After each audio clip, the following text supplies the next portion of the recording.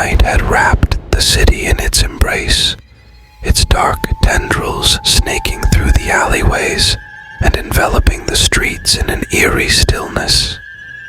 It was the kind of night that sent shivers down your spine, the kind where you half expected something sinister to lurk around every corner.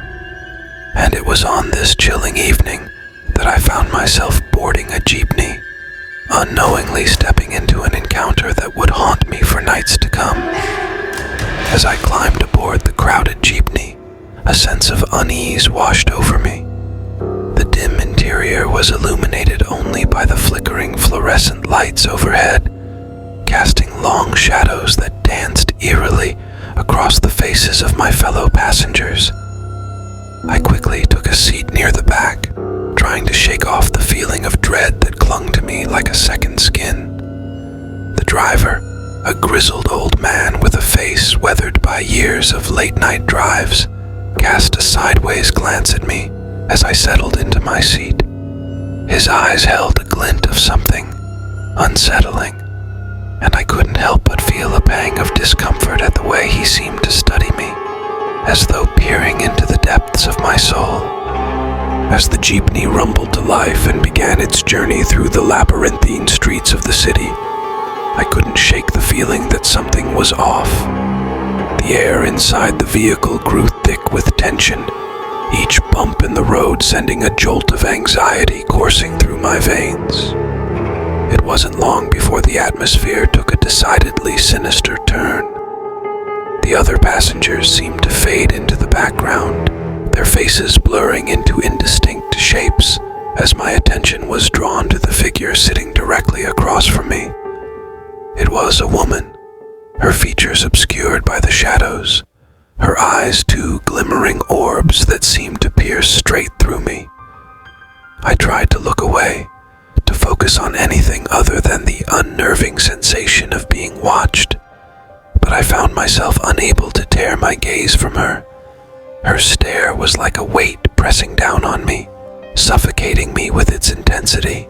The minutes stretched into hours, or at least they felt like hours, as the jeepney continued its relentless journey through the night.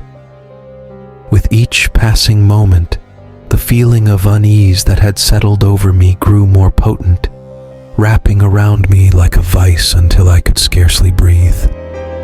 And then, without warning, the atmosphere shifted once again. The air inside the jeepney grew colder, a bone-chilling cold that seeped into my very core and left me trembling in my seat. I wrapped my arms around myself in a feeble attempt to ward off the chill, but it was no use. It was as though the cold came from within, emanating from some unseen source that lurked just beyond the edges of my perception. As I sat there, shivering and alone, a sound pierced the silence, a low guttural growl that seemed to reverberate through the very walls of the jeepney.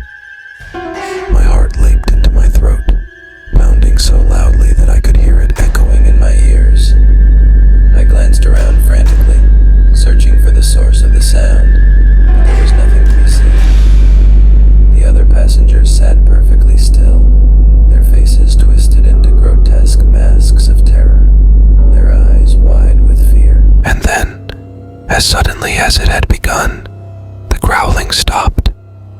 The silence that followed was deafening, broken only by the ragged sound of my own breathing.